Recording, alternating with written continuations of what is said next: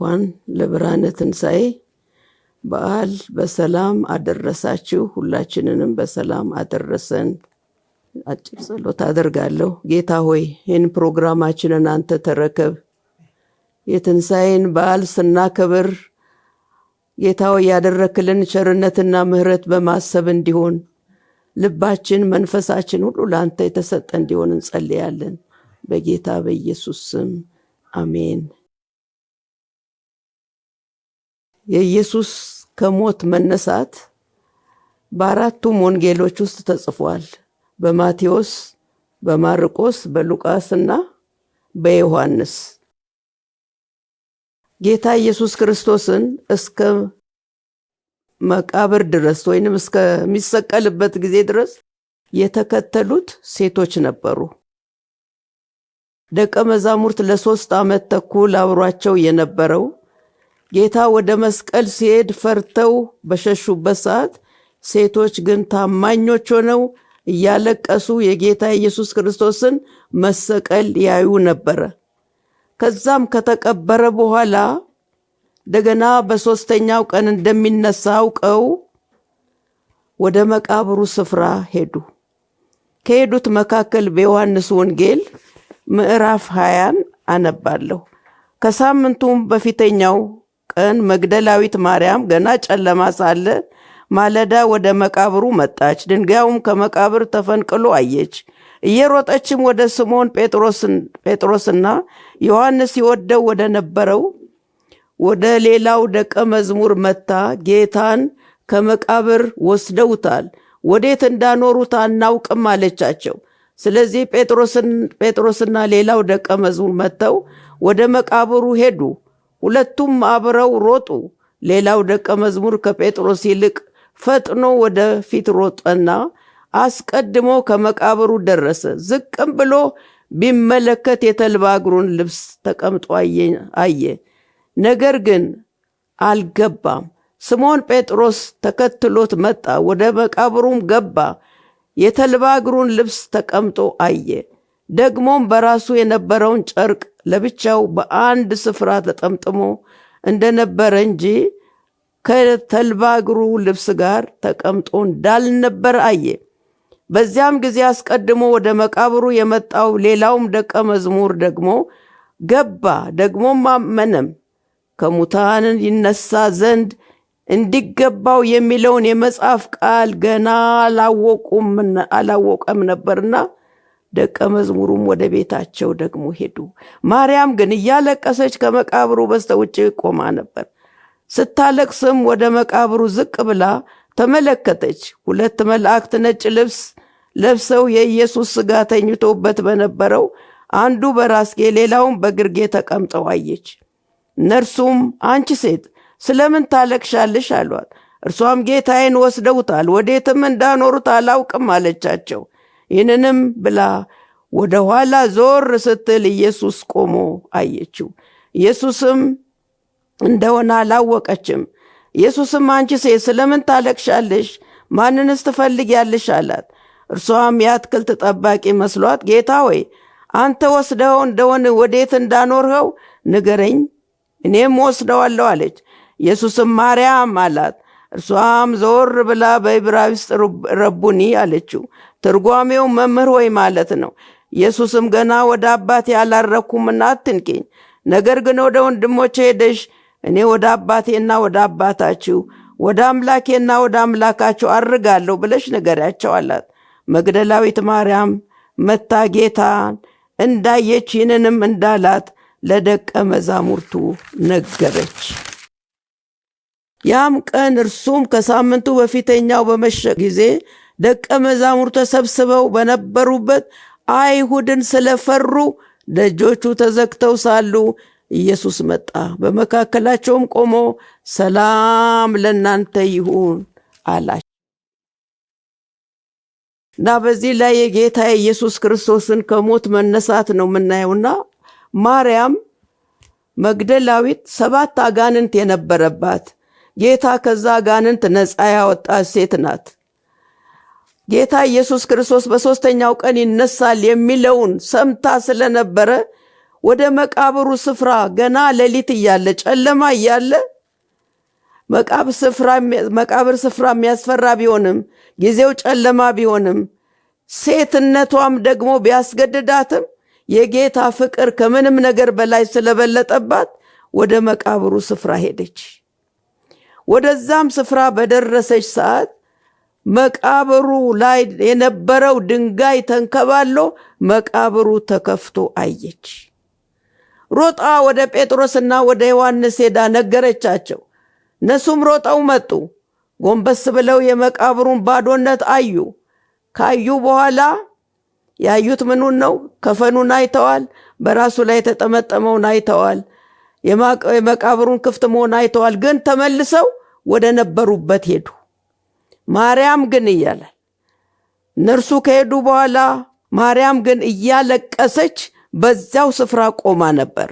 በዚያው ስፍራ በመቆሟ ስፍራዋን ባለመልቀቋ ምን አየች? ሁለት መልአክ ጌታ በተቀበረበት አንዱ በራስጌ አንዱ በግርጌ ቆሞ አየች። ሶስተኛው ነገር ደግሞ ምን አየች? መቃብሩ አጠገብ እያለቀሰች እያለች ጌታ ኢየሱስ ክርስቶስ ሊገለጥላት አለ። ማርያም ግን በመቃብር ውጭ ቆማ ታለቅስ ነበር ይላል። የኢየሱስም ሥጋ በነበረበት ነጫጭ ልብስ የለበሱት መላእክት አንዱ በግርጌ ሌላው በራስጌ ተቀምጦ አየች። እነርሱም አንቺ ሴት ስለምን ታለቅሻለሽ? እርሷም ጌታዬን ወስደውታል፣ የት እንዳኖሩት አላውቅም አለች። ቢሞትም ጌታ ለእርሷ ጌታዋ ነው፣ ለእርሷ አምላኳ ነው። ጌታ የጌታ ፍቅር ያላት ሴት ናት ይቺ ሴት።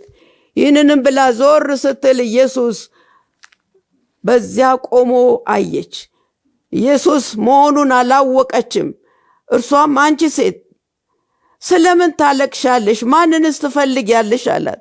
እርሷም የአትክልት ጠባቂ መስሏት ጌታዬን ወስደውታል፣ ወዴት እንዳኖሩትም አላውቅም። ጌታዬን በድኑን ለወስድ ፈልገዋለሁ። በቃ ቢሞትም ቢቀበርም ሞትን ድል አድርጎ የተነሳውን አምላክ እፈልገዋለሁ። ኢየሱስ ግን በዚያ ሰዓት ማርያም አላት። ኢየሱስም ገና አላረኩምና ስላላረጉ አትንኪኝ፣ ወደ አባታችሁና ወደ አምላካችሁ ሄዳለሁ ብለሽ ለደቀ መዛሙርቱ ንገሪ አላት። በእውነት እቺ ሴት ፈልገዋለችና ይህንን ጌታ አገኘችው። ይህንን ጌታ ምን ያህል ነው የምንፈልገው? ምን ያህል ነው ጌታን የምንወደው? ምን ያህል ነው የጌታ ፍቅር ያለን? ነገሮች እስከተሳኩልን ድረስ ነው ይህን ጌታ የምንፈልገው ወይንስ እስከ መጨረሻው ድረስ ይህን ጌታ እንፈልገዋለን? እኔ ከማርያም ሕይወት የማየው ይሄ ነው። መግደላዊት ማርያም ወደ ደቀ መዛሙርቱ መጣ መነሳቱን እና ያላትን ሁሉ ነገረቻቸው። ከዛ በኋላ እነርሱ ተደብቀው አይሁድን ፈርተው ወደ ነበሩበት ጌታ ገብቶ ምን አላቸው? በተዘጋው ቤት ሰላም ለእናንተ ይሁን አላቸው። ሰላም፣ የሰላም አምላክ በተዘጋ ቤት ገብቶ፣ በፈሩበት ቤት ገብቶ፣ በተጨነቁበት ቤት ገብቶ ሰላም ለእናንተ ይሁን አላቸው። ስለዚህ ከመቃብር የተነሳ ጌታ፣ ሞትን ድል አድርጎ የተነሳ አምላክ እንደገና ደግሞ ወደ አባቱ ወደ አብ አርጓል። በዚያ ሆኖ ስለ እያንዳንዳችን ኃጢአት ደግሞ ይማልድልናል ጌታ። ከዛ በኋላ ደቀ መዛሙርቶች ደግሞ ምን ሆኑ? ውስጥ ዮሐንስ ምዕራፍ 14 ላይ ደግሞ እናያለን። ጌታ ወደ ሰማይ ሊያርግ በተነሳበት ሰዓት ዮሐንስ ወንጌል ምዕራፍ 14 ከቁጥር 1 እስከ 6 ድረስ ልባችሁ አይታወክ፣ በእግዚአብሔር እመኑ፣ በእኔም ደግሞ እመኑ። በአባቴ ቤት ብዙ መኖሪያ አለ፣ እንዴስ ባይሆን ባልኳችሁ ነበር። ስፍራ አዘጋጅላችሁ ዘንድ እሄዳለሁ። ሄጄም ስፍራ ካዘጋጀሁላችሁ በኋላ ወደ እናንተ ደግሞ እመጣለሁ፣ ወደ እኔም ወስዳችኋለሁ። ወደምሄድበትም ታውቃላችሁ፣ መንገዱንም ታውቃላችሁ። ቶማስም ጌታ ሆይ ወዴት እንደምትሄድ አናውቅም፣ እንዴትስ መንገዱን እናውቃለን አለው። ኢየሱስም እኔ መንገድና እውነት ሕይወትም ነኝ፣ በእኔ በቀር ወደ አብ የሚመጣ የለም አለ። እንደ ጌታ ኢየሱስ ክርስቶስ ወደ አባቱ ወደ አብ ከማረጉ በፊት ደቀ መዛሙርቶችን ሲነግራቸው ሊለያቸው በነበረበት በተዘጋጀበት ሰዓት ልባቸው ታወከ፣ ተጨነቁ። ምን አላቸው ጌታ? ልባችሁ አይታወክ፣ አትጨነቁ። ከእናንተ የሚፈልገው እምነት ነው። እመኑኝ፣ እኔ ሄዳለሁ፣ ስፍራ አዘጋጅላችኋለሁ። ካዘጋጀው በኋላ ወደ እናንተ መጣለሁ። እኔ ወዳለሁበት ደግሞ እናንተን እወስዳችኋለሁ። ስለዚህ መታወክ የለባችሁም አላቸው። እና ምን አሉ? መንገዱን አናውቅም ባሉ ሰዓት እኔ መንገድ ነኝ፣ እኔ እውነት ነኝ፣ እኔ ሕይወት ነኝ፣ ከኔ በቀር ማንም ወደ አብ የሚመጣ የለም አላቸው። ስለዚህ ታውከዋል። ለምን? የሚወዱት ጌታ፣ ብዙ ተአምራትን ሲሰራ ያዩ ጌታ፣ ሲራቡ የመገባቸው ጌታ፣ ሲፈሩ አይዟችሁ ያለው ጌታ ሊለያቸው ባለ ሰዓት ልባቸው ታወከ። ጌታ ግን አትታወኩ አለ። ዛሬ ብዙ ነገር የሚያውከን አለ። በዚህ ዘመን ብዙ ነገር የሚያስጨንቀን አለ። ነገር ግን ጌታ ምን ይለናል? አትታወኩ ነው የሚለው። አትታወኩ፣ አትጨነቁ። እኔ ሄዳለሁ፣ ስፍራ አዘጋጀላችኋለሁ። ካዘጋጀው በኋላ ወደ እናንተ መጣለሁ። እኔ ወዳለሁበት ደግሞ እናንተን ወስዳችኋለሁ። ትልቅ ተስፋ ነው ያለን። ጌታውን በአባቱ በአብ ቀኝ አለ። ስለ እያንዳንዳችን ይማልዳል። ስፍራ እያዘጋጀልን ነው። እኔ ይህንን ያህል ሺህ ዓመት ስንት ሺህ ዓመት ምን አይነት ስፍራ እየተዘጋጀልን እንደሆነ ሳስብ ከአይምሮዬ በላይ ይሆንብኛል። ጌታ ያዘጋጃል። ከዛ በኋላ ይመጣና ወደ እኛን ደግሞ ይወስደናል። ከዛ ምን አለ? መንገዱን አናውቅም ሲሉት እኔ መንገድ ነኝ፣ እኔ እውነት ነኝ፣ እኔ ሕይወት ነኝ፣ ከኔ በቀር ወደ አብ የሚመጣ የለም አለ። ወገኖቼ ጌታ እንደ ግል አዳኛችሁ አድርጋችሁ ያልተቀበላችሁ ሰዎች ብትኖሩ መንገዱ እሱ ነው፣ ሕይወት እሱ ነው፣ እውነት እሱ ነው። ከእርሱ በቀር መዳን የለም። ምንም አይነት ሃይማኖት ቢኖረን ሃይማኖት አያድነንም። የሚያድነን በመስቀል ላይ ለእያንዳንዳችን ኃጢአትና በደል የተሰቀለው ኢየሱስ፣ የተቀበረው፣ መቃብርን ድል አድርጎ የተነሳው፣ አሁን በአብ ቀኝ ያለው፣ ተመልሶ ወደ እኛ የሚመጣ ጌታ አለ። ስለዚህ እኔ ነኝ መንገዱ።